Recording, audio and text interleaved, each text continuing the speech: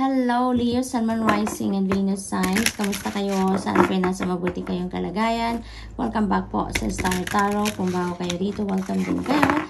Thank you sa inyong support. I truly appreciate it. God bless you all. Tingnan natin ang mga messages ninyo for today. Unahin natin ng mga trinkets. Ayan. So, napakagagandang ganap din dito sa buhay ninyo. This is a huge butterfly. So, maaaring napakalaki ng pagbabago magaganap sa buhay ninyo sa ngayon. Ano? May mga transition dito na mangyayari sa buhay ninyo sa iba't ibang parte. We also have starfish. This is about guidance, no? Inspiration, brilliance, yung mga ganon. So, most likely, maraming divine guidance ang parating sa inyo dito to navigate or to help you navigate your changes, no? Yung mga sitwasyon na parating sa buhay ninyo dito. Kaya napakahalagang mag-tune in kayo sa inyong intuition so that you will be guided to the right direction on how you're going to navigate these changes, no, sa buhay ninyo. So maraming pagbabago, ng mga pagbabagong yan is towards positive change. Yun ang sinasymbolize ni G. Clef dito. This is about positive change. This is about new beginnings. At alam mo, napaka-exciting din ng mga pagbabagong ito na mangyayari sa buhay ninyo, Leo, because dahil sa mga kaganapang ito, magkakaroon na kayo ng peace and tranquility sa buhay ninyo. You'd be able to experience serenity na ngayon dahil dyan sa mga positive changes na yan na mag-unfold sa buhay ninyo. So that is really beautiful. So we have the moon. Ayan. Pay attention to your intuition at this time and move ahead confidently. Ayan. So sinasabi ko na nga kanina pa, no, na pay attention to your intuition. Sinisigundahan ni Moon Energy ang sinabi ko kanina dahil talaga, alam mo, Leo, sa mga pagbabagong ito sa buhay ninyo, sa mga ganap na to sa buhay ninyo, you are divinely guided, no? The divine universe is sending you intuitive messages dito, no? Kaya pakinggan ninyo, pay attention to your intuition dito dahil maraming gabay ang ipapadala sa inyo ng Divine Universe to help you navigate these changes sa buhay ninyo, no? Makasiguro na nasa tamang daan talaga kayo. Angel, holy moly, your angels are guiding and protecting you on your spiritual journey. So, maaari talaga na ang isa din sa mga pagbabagong ito is on a spiritual level, no? Maaaring you are finding your purpose na din sa ngayon. Ang iba sa inyo is on your way to your spiritual journey dito, Leo. So, maaaring ang iba sa inyo dito is having spiritual awakening na at maaaring nagsisimula na kayo ng journey ninyo patungo sa kung ano man ang purpose ninyo, kung ano man ang inyong destiny. But you know what? Minsan may kaba tayong nararamdaman sa pagtahak natin ng ating spiritual journey. But don't worry, you have nothing to worry about because your angels are guiding and protecting you, no? Sa inyong spiritual journey, you will be shown the way, no? You will be shown the way. So this is really awesome. What else? We have marriage. Ayan. You are attracting emotional fulfillment and unconditional love. So, maaring ito yung pagbabago. Isa sa mga areas na magkakaroon ng pagbabago sa buhay ninyo ang inyong relationships, no? Kasi maaari talaga na ang iba ikakasal na ngayon, maaring kaka-engage nyo lang, or maaring mai-engage pa lang kayo, no? Or maaari din naman ang iba sa inyo talaga ay ikakasal na, no? Nandun na kayo sa puntong preparing na kayo para sa mga wedding details, yung mga gayon. So, what else? We have courage. Ayan. So, your courage will be activated dito. You will be helped out by your angels and your spirit guides and then Panginoon dito na mabuhay, i-activate yung courage and inner strength ninyo sa puso ninyo dahil kailangan ninyo yan dito sa mga pagbabagong ito.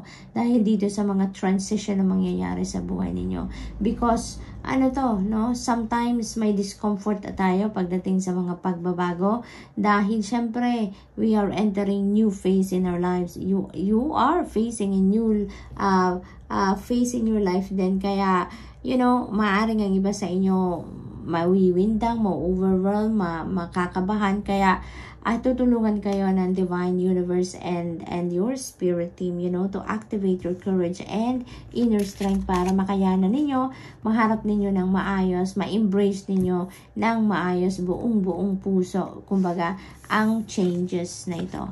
So, we have lighten your load. Ayan. So, ang iba din sa inyo dito, Leo, marami pa sigurong bagahe sa inyong dibdib, maraming bagahe sa inyong isipan, nagpapabigat ng inyong pakiramdam, you know. It's about time na alisin nyo na yan sa buhay ninyo so that you can also make room, no, para dito sa mga pagbabagong ito, para sa transition na to.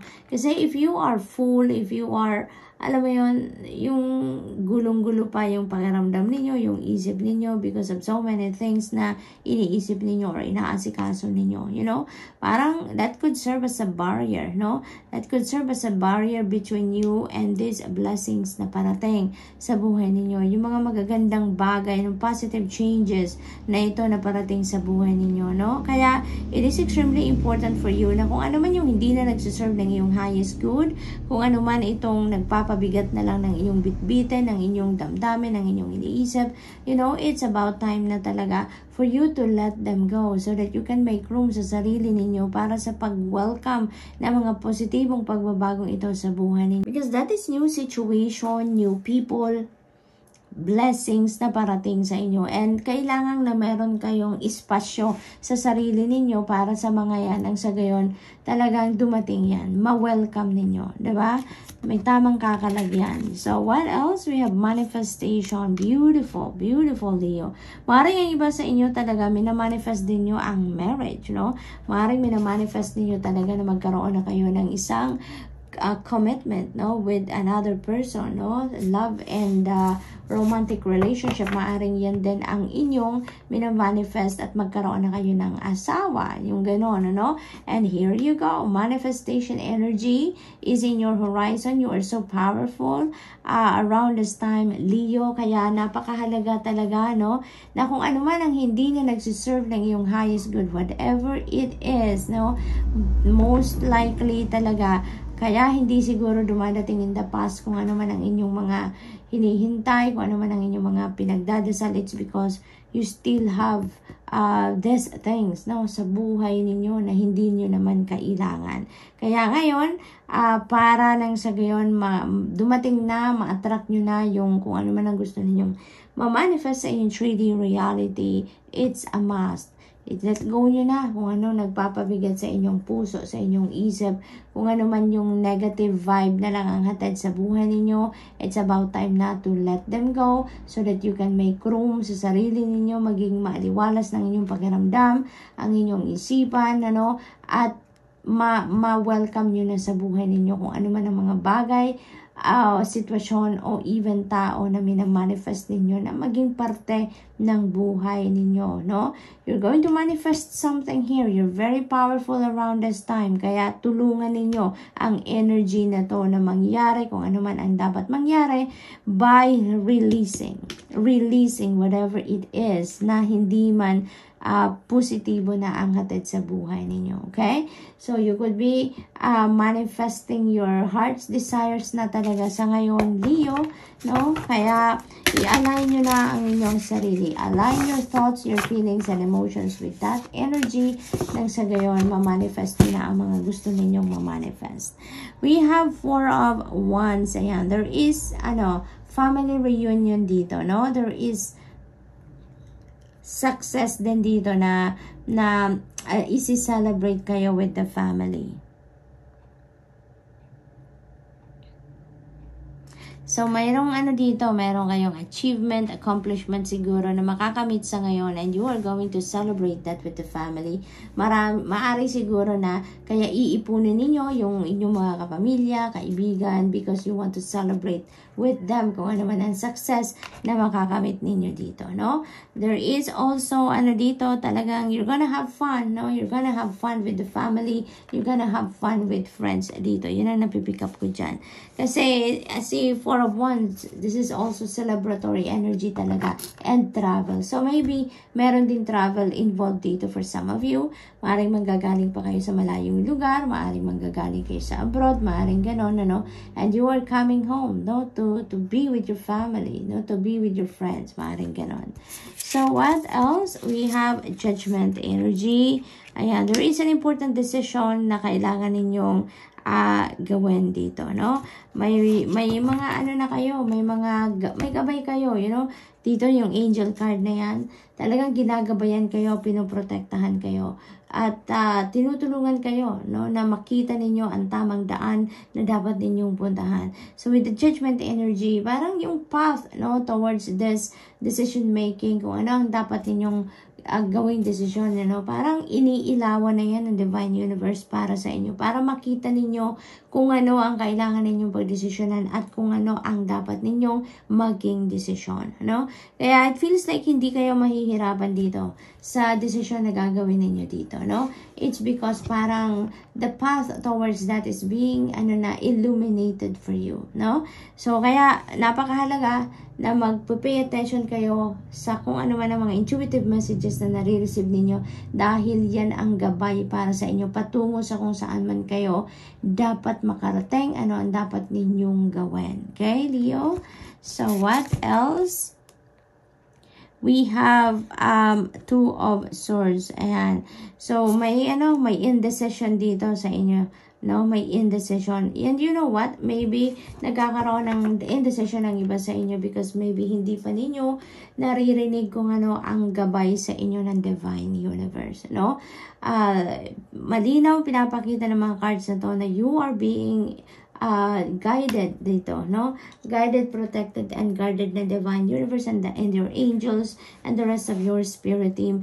Pero maybe, you know, kaya nalilito kayo, kaya hindi kayo makapag-decision dito. It's because maaaring ang iba sa inyo dito, hindi pa ninyo nakikita kung ano ang totoo ninyong sitwasyon. Ang truth or heart ng inyong situation, hindi pa ninyo yan nakikita, no? Or maybe hindi pa kayo makapag-isip kung ano talaga yung gusto ninyo. So, maaaring ganun ang ganap dito. So, it is extremely important for you now to put yourself in solitude. Ground yourself kasi maaaring nalilito kayo, marami siguro kayong iniisip, may mga bagay, maraming bagay pa siguro kayong kinoconsider, maring ganon, kaya hindi ninyo mapag-focusan ang bagay na ito na inyong kailangang pagdesisyonan. So ground yourself, Leo, give yourself time to chill, give yourself time to step back kahit saglit lang doon sa mga pinagkakabisihan ninyo, sa mga pinag-iisipan ninyo,